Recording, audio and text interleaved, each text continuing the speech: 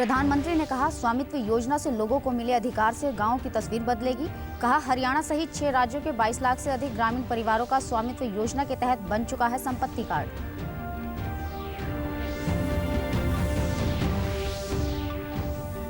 Railway कर्मचारियों को दिया जाएगा 78 दिन का बोनस। कपड़ा उद्योग के लिए पीएम मित्र योजना को मिली मंजूरी। केंद्रीय मंत्रिमंडल की बैठक में लिए गए महत्वपूर्ण फैसले।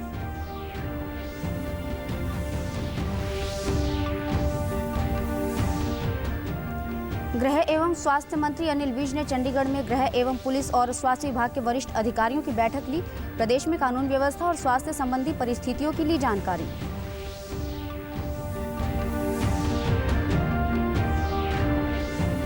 और फरीदाबाद जिले में कोरोना रोधी टीके की पहली खुराक देने का लक्ष्य पूरा कर लिया गया। मुख्य चिकित्सा अधिकारी ने कहा, जल्द ही सभी पात्र लोगों को दूसरी खुराक भी दे दी जाएगी। नमस्कार, मैं ममता रानी। अब समाचार विस्तार से। प्रधानमंत्री नरेंद्र मोदी ने आज वीडियो कॉन्फ्रेंसिंग के जरिए मध्य प्रदेश में स्वामित्व योजना के अंतर्गत 1,71,000 लाभार्थियों को अधिकार अभिलेख का वितरण किया और लाभार्थियों को इस योजना के तहत ई प्रॉपर्टी कार्ड के दिए गए। इस योजना के तहत ग्रामीण आवासीय क्षेत्रों के निवासियों को उनकी संपत्ति को चिन्हित कर उन्हें इसका अधिकार दिया जा रहा है। प्रधानमंत्री ने कहा कि स्वामित्व योजना से लोगों को मिले अधिकार से गांवों की तस्वीर बदलेगी। उन्होंने कहा कि इस योजना के तहत छोटे किसानों को सशक्त किया जा रहा है। 1000 गांवों के 1,70,000 से अधिक परिवारों को मिला प्रॉपर्टी कार्ड, अधिकार अभिलेख उनकी समृद्धि का साधन बनेगा। जो आज गांव के लोगों के हाथ में ये जो ताकत आई है ना, ये उसके बहुत दूरगामी परिणाम होने वाले हैं। स्वामित्व योजना सिर्फ कानूनी दस्तावेज देने की योजना भर नहीं है, बल्कि ये आधुनिक टेक्नोलॉजी से देश के गांवों में विकास और विश्वास का नया मंत्र भी है। ड्रोन वैज्ञानिक विधि से घरों का नक्शा खींच रहे हैं। बिना किसी भेदभाव के प्रॉपर्टी की निशानदेही कर रहे हैं। अभी तक देश के करीब 60 जिलों में ड्रोन ने ये काम पूरा कर लिया है। प्रधानमंत्री ने कहा कि हरियाणा सहित 6 राज्यों के 22 लाख से अधिक ग्रामीण परिवारों का स्वामित्व योजना के तहत संपत्ति कार्ड तैयार हो चुका है। प्रधानमंत्री स्वामित्व योजना को मध्य प्रदेश, उत्तर प्रदेश, महाराष्ट्र, उत्तराखंड, हरियाणा, पंजाब, कर्नाटका और राजस्थान के कुछ गांवों में लागू किया गया था। इन राज्यों में गांव में रहने वाली करीब 22 लाख परिवारों के लिए प्रॉपर्टी कार्ड तैयार हो चुका है। अब देश के अन्य राज्यों में भी इसका विस्तार किया जा रहा है। एक प्रकार से वो पायलट प्रोजेक्ट था। स्वामित्व योजना के तहत प्रदेश में लाभार्थियों को लाल डोरा के अंदर की संपत्ति का मालिकाना हक दिए जाने की प्रक्रिया जारी है। इस योजना के तहत हिसार जिले के गांवों में योजना से जुड़े सभी कार्यों को प्राथमिकता के आधार पर करवाया जा रहा है। अतिरिक्त उपायुक्त स्वप्निल रविंद्र पाटिल ने बताया कि स्वामित्व योजना के तहत जिले में चिन्हित 253 गांवों का ड्रोन के माध्यम से सर्वे किया जा चुका है और संपत्ति के नक्शों को पूरा करवाने की प्रक्रिया जारी है। उन्होंने बताया कि संपत्ति का मालिकाना हक मिलने से ग्रामीण क्षेत्रों में पुराने समय से चले आ रहे संपत्ति विवाद समाप्त होंगे और विकास के नए मार्ग प्रशस्त होंगे। उद्देश्य ये है कि गांव को लाल डोरा मुक्त किया जाए। इसमें बेसिकली ये रहेगा कि जो लोगों की संपत्ति है, जो घर है, उन्हें अपनी मलकियत मिल जाए। इससे तो एक बार जो मलकियत मिल जाती है किसी व्यक्ति को, तो उस मलकियत से वो उसको बेच सकता है, खरीद सकता है या फिर उसके ऊपर लोन ले सकता है। तो इस विषय में जो 253 गांव है वहाँ पे काफ़ी तेज़ी से काम चल रहा है और रजिस्ट्रियाँ भी हो रही है। लाभार्थियों ने इस योजना की सराहना करते हुए कहा कि जमीन का मालिकाना हक मिलने के बाद अब वे बैंक से मिलने वाले ऋण व अन्य सरकारी सुविधाओं का लाभ ले पाएंगे। स्वामित्व योजना के तहत हमारे जो लाल डोरे के बाहर थे मकान, अभी अंदर आ गए हैं। इसके तहत हमें बहुत लाभ मिलेगा इसमें रजिस्ट्री हो जाएगी। केंद्र सरकार द्वारा जो चलाई गई है उसके अंदर जो भी है सभी को पूरा इसके अंदर बेनिफिट है। जैसे गांव के अंदर लाल डोरे की ज़मीन थी जिससे लोन लेने में और परेशानी होती थी, लेकिन अब अच्छी तरह उनको बैंक से ऋण बैंक दे सकता है। आज प्रधानमंत्री नरेंद्र मोदी की अध्यक्षता में कैबिनेट की बैठक हुई। सूचना एवं प्रसारण मंत्री अनुराग सिंह ठाकुर और केंद्रीय वाणिज्य एवं उद्योग मंत्री पीयूष गोयल ने कैबिनेट में लिए गए महत्वपूर्ण फैसलों की जानकारी दी। सूचना एवं प्रसारण मंत्री ने पत्रकार वार्ता में बताया कि बैठक में रेलवे कर्मचारियों को 78 दिन का बोनस देने को मंजूरी दी गई है। उन्होंने बताया कि इस फैसले से 11.5 लाख से अधिक कर्मचारियों को लाभ होगा। माननीय प्रधानमंत्री मोदी जी की नेतृत्व वाली कैबिनेट मीटिंग में यह निर्णय किया गया है कि इस साल भी 78 दिन की बोनस दिया जाएगा रेलवे के कर्मचारियों को, और ये नॉन गैजेटेड एम्प्लॉयज के लिए होता है। 11,56,000 नॉन गैजेटेड एम्प्लॉयज इससे लाभान्वित होंगे और कुल मिलाकर 1,985 करोड़ रुपए इसके ऊपर व्यय होंगे। केंद्रीय वाणिज्य एवं उद्योग मंत्री पीयूष गोयल ने बताया कि कैबिनेट बैठक में कपड़ा उद्योग के लिए पीएम मित्र योजना को लागू करने का निर्णय लिया गया है। इस योजना से लाखों लोगों को रोजगार मिलेगा। टेक्सटाइल क्षेत्र के कोई पार्क्स ना होने के कारण एक ही जगह पे पूरी वैल्यू चेन कैप्चर करना अभी तक संभव नहीं था। प्रधानमंत्री जी ने इस पे चिंता करते हुए प्रधानमंत्री mega integrated textile region and apparel parks PM MITRA योजना आज उनके नेतृत्व में कैबिनेट ने अप्रूव की है। जैसा मेरे भाई अनुराग ठाकुर जी ने बताया, 4,445 करोड़ रुपए अनुमानित व्यय है इसमें अगले 5 वर्षों में, और 7 नए टेक्सटाइल पार्क्स पीएम मित्र के तहत देश में अलग अलग इलाकों पे प्रमोट किए जाएंगे, जिससे लगभग 7 लाख लोगों को तो डायरेक्ट और 14 लाख लोगों को इनडायरेक्ट एम्प्लॉयमेंट का साधन बने, ये हमारी कल्पना है। गृह एवं स्वास्थ्य मंत्री अनिल विज ने चंडीगढ़ में गृह एवं पुलिस और स्वास्थ्य विभाग के वरिष्ठ अधिकारियों की बैठक ली और राज्य में कानून व्यवस्था तथा स्वास्थ्य संबंधी परिस्थितियों की जानकारी हासिल की। उन्होंने कहा कि आंदोलन करना हर किसी का अधिकार है, परंतु यह हिंसक नहीं होना चाहिए। उन्होंने आंदोलनरत किसानों से अपील करते हुए कहा कि वे शांति बनाकर रखें ताकि आम जनमानस को किसी भी प्रकार की कोई दिक्कत न हो। उन्होंने कहा कि संविधान में हर किसी को समानता का अधिकार दिया हुआ है, इसलिए हमें ऐसा कोई भी कार्य या कदम नहीं उठाना चाहिए जिससे किसी के अधिकारों का हनन हो। गृह मंत्री ने बताया कि प्रदेश सरकार ने हरियाणा की ओर से दिल्ली जाने वाले रास्तों को खुलवाने के लिए किसान नेताओं और उनके प्रतिनिधियों को बातचीत के लिए आमंत्रित भी किया था। उन्होंने कहा कि किसानों को आम जनमानस की सुविधा को देखते हुए बातचीत के लिए आगे आना चाहिए। फरीदाबाद जिले में स्वास्थ्य विभाग द्वारा सभी पात्र लोगों को पहली खुराक देने का लक्ष्य पूरा कर लिया गया।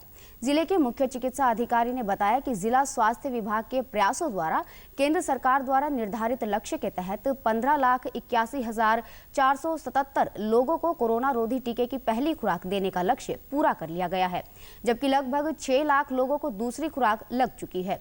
उन्होंने कहा कि पहली डोज लगवा चुके लोगों को निर्धारित समय पर दूसरी डोज लगवाने के लिए जागरूक किया जा रहा है। मुख्य चिकित्सा अधिकारी ने कहा कि जिस गति से टीकाकरण किया जा रहा है उस गति से जल्द ही सभी पात्र लोगों को दूसरी खुराक भी दे दी जाएगी। सभी लोग वैक्सीनेट हो जाए, इसके लिए हमने कड़ी मेहनत करी और हमारे 15,81,000 और 477 जो फर्स्ट डोज जिनको लगनी थी गवर्नमेंट ऑफ इंडिया के टारगेट के हिसाब से हमने सभी को वैक्सीन लगाने में सक्सेसफुल हुए और सभी फर्स्ट डोज लगवा चुके हैं। इस समय भी हमारा टारगेट कंप्लीट करने के बाद भी बहुत से लोग फर्स्ट डोज लगाने आ रहे हैं और हम खुशी खुशी उनको वैक्सीन लगा रहे हैं, क्योंकि ये भारत का कार्यक्रम है। भारत के सभी लोग वैक्सीनेट होने चाहिए, यही हमारा ध्येय है। टीकाकरण करवाने वाले लोगों ने कहा कि उन्हें खुशी है कि जिले के सभी 100% पात्र लोगों ने कोरोना रोधी टीके की पहली खुराक लगवा ली है। उन्होंने कहा कि जल्द सभी लोगों को टीकाकरण करवाकर खुद को और दूसरों को सुरक्षित करना चाहिए। के द्वारा जानकारी मिली कि फर्स्ट डोज यहाँ पे लग रहा सेक्टर 7 में हमारे नज़दीक, कैंप लगा हुआ तो इसी में आए, लगवा लिया, अच्छा लगा। हर किसी को लगवाना चाहिए, बहुत अच्छा। पहली डोज लगवाने के लिए आया और सबसे बड़ी बात यह है कि सुविधाजनक मुझे फर्स्ट डोज लगाई, बिना दर्द के कोई असुविधा नहीं हुई और सबको सुविधापूर्ण, दरअसल सबको लग चुकी है फर्स्ट डोज। वैक्सीन लगवाने आया हूँ, फर्स्ट डोज मुझे लग चुकी है और सबसे बड़ी खुशी की बात यह है कि फर्स्ट डोज लग चुकी है फरीदाबाद में सबको। सेकंड डोज थी, सेकंड डोज लगवाने के बाद में मेरे को इतना अच्छा गुड फील हो रहा था। वैक्सीन लगवाने के बाद में उससे पहले जो आपकी जो सोच की प्रतिक्रिया होती है कि भाई नहीं लगवाएंगे, ऐसा हो जाएगा, वैसा, ऐसा कुछ भी नहीं है। देश में कोरोना टीकाकरण अभियान सफलतापूर्वक चल रहा है। देश ने अब तक 92 करोड़ से अधिक कोविड रोधी टीके लगाकर नई उपलब्धि हासिल कर ली है। केंद्रीय स्वास्थ्य और परिवार कल्याण मंत्रालय के मुताबिक राष्ट्रव्यापी टीकाकरण अभियान के तहत अब तक देश भर में 92 करोड़ 17 लाख से अधिक टीके लगाए जा चुके हैं। वहीं देश में कोविड-19 के नए मामलों में गिरावट का दौर लगातार जारी है। सरकार के सख्त कदमों की वजह से यह बेहतर नतीजे सामने आ रहे हैं। स्वास्थ्य और परिवार कल्याण मंत्रालय के मुताबिक पिछले 24 घंटों में कोविड के 18,000 से अधिक नए मामले सामने आए हैं। स्वस्थ होने की दर बढ़कर 97.94% हो गई है। प्रदेश में भी अब तक कोरोना रोधी टीके की लगभग 2 करोड़ 36 लाख से अधिक खुराक दी जा चुकी है। प्रदेश में कोविड से 7,60,000 से अधिक लोग स्वस्थ हो चुके हैं, जबकि 110 मामले सक्रिय हैं। डीडी न्यूज हरियाणा पर देश और प्रदेश से जुड़ी खबरों को विस्तार से जानने के लिए आप हमारे साथ फेसबुक, ट्विटर और यूट्यूब के माध्यम से भी जुड़ सकते हैं। हमसे जुड़ने के लिए आप हमारे सोशल मीडिया हैंडल को भी फॉलो कर सकते हैं। अब आप अपने मोबाइल फोन से QR कोड स्कैन कर हमारे यूट्यूब चैनल पर सीधे पहुंच सकते हैं। केंद्रीय जल शक्ति मंत्री गजेंद्र सिंह शेखावत ने आम जनजीवन में क्रांतिकारी बदलाव लाने के लिए जल जीवन मिशन और हरियाणा सरकार की टीमों को शुभकामनाएं दी हैं। अपने ट्वीट संदेश में उन्होंने कहा कि गोवा और तेलंगाना के बाद अब हरियाणा के ग्रामीण क्षेत्र के परिवारों को घर पर ही नल से स्वच्छ जल मिल रहा है। इसमें मुख्यमंत्री मनोहर लाल खट्टर ने भी बड़ी भूमिका निभाई है। मुख्यमंत्री मनोहर लाल ने प्रधानमंत्री नरेंद्र मोदी का आभार व्यक्त करते हुए ट्वीट संदेश में कहा कि प्रदेश के हर घर में जल जीवन मिशन योजना के तहत 100% जल उपलब्ध करवाने के लक्ष्य को समय से पहले प्राप्त कर पाए हैं। इसके लिए मैं आपका तहे दिल से आभार व्यक्त करता हूं। राष्ट्रीय विधिक सेवाएं प्राधिकरण व राज्य विधिक सेवाएं प्राधिकरण हरियाणा द्वारा संयुक्त रूप से कैंप लगाकर आमजन की समस्याओं का निपटान किया जा रहा है। भिवानी में आयोजित इस मेगा कैंप का उद्घाटन जिला एवं सत्र न्यायाधीश रमेश चंद्र डीमरी ने किया। उन्होंने बताया कि शिविर में 15 विभागों द्वारा दी जाने वाली सेवाओं की जानकारी दी गई और समस्याओं का भी मौके पर ही निपटान किया गया। उन्होंने बताया कि आज़ादी के अमृत महोत्सव पर विधिक सेवाएं प्राधिकरण इस प्रकार के कैंप ग्रामीण क्षेत्रों में भी लगा रहा है और कानून संबंधी जानकारियां लोगों के बीच साझा कर रहा है। मुख्य न्यायिक मजिस्ट्रेट हिमांशु सिंह ने कहा कि शिविर के माध्यम से 51 विभागों की सेवाओं का एक छत के नीचे आमजन की समस्याओं का निपटान किया जा रहा है।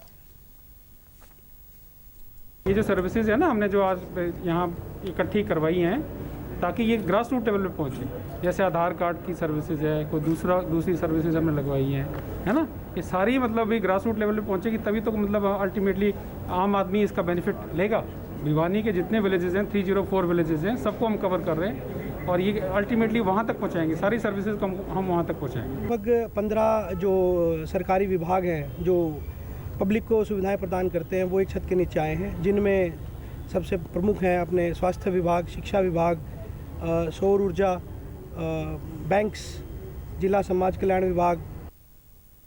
शिविर में पहुंचे लोगों ने कहा कि इस एक दिवसीय मेगा कैंप में उन्हें विभिन्न विभागों द्वारा दी जा रही सेवाओं के बारे में जानकारी मिलने के साथ साथ उनकी समस्याओं का निराकरण भी किया गया। उन्होंने कहा कि इस प्रकार के कैंप भविष्य में भी आयोजित किए जाने चाहिए।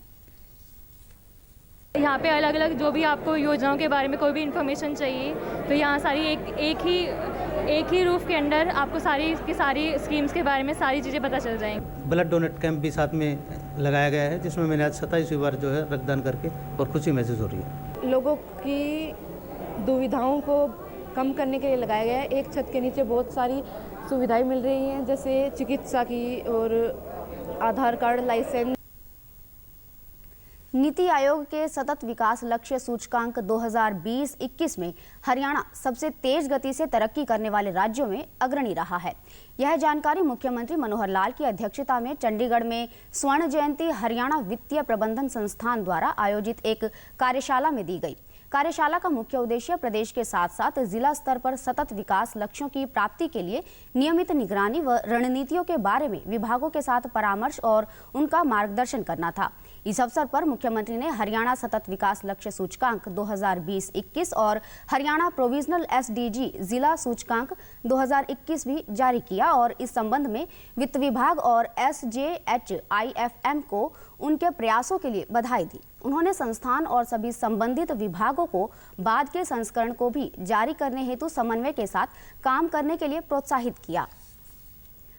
उप मुख्यमंत्री दुष्यंत चौटाला ने बताया कि प्रदेश के सभी 22 जिलों को वन डिस्ट्रिक्ट वन प्रोडक्ट योजना के लिए केंद्रीय खाद्य प्रसंस्करण उद्योग मंत्रालय द्वारा मंजूरी मिल गई है।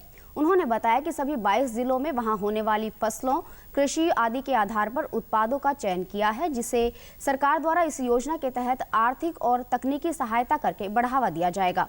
उन्होंने बताया कि सरकार का प्रयास है कि प्रदेश के किसानों व सूक्ष्म उद्यमों को पूरा लाभ मिले और कृषि निर्यात भी बढ़े। उप मुख्यमंत्री ने बताया कि आत्मनिर्भर भारत के लिए एक जिला एक उत्पाद योजना बड़ा कदम है।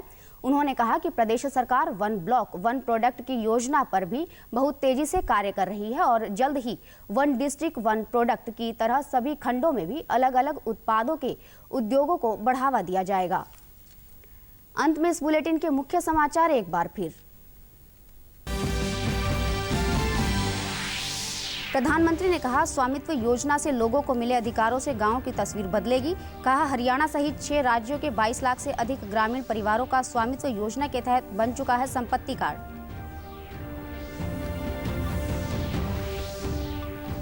रेलवे कर्मचारियों को दिया जाएगा 78 दिनों का बोनस। कपड़ा उद्योग के लिए पीएम मित्र योजना को मिली मंजूरी। केंद्रीय मंत्रिमंडल की बैठक में लिए गए महत्वपूर्ण फैसले।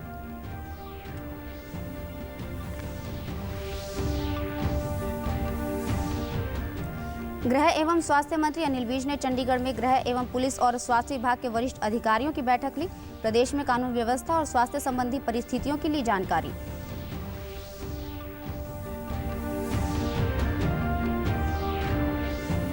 और फरीदाबाद जिले में कोरोना रोधी टीके की पहली खुराक देने का लक्ष्य पूरा कर लिया गया। मुख्य चिकित्सा अधिकारी ने कहा, जल्द ही सभी पात्र लोगों को दूसरी खुराक भी दे दी जाएगी। सभी दर्शकों से अपील है कि आप जब भी घर से बाहर निकलें तब मास्क जरूर पहनें, 2 गज की दूरी बनाए रखें और एक नियमित अंतराल पर अपने हाथ धोते रहें और अगर आप पात्र हैं तो टीकाकरण अवश्य करवाएं, तभी आप कोरोना महामारी से बच सकते हैं। आज के बुलेटिन में बस इतना ही। नमस्कार।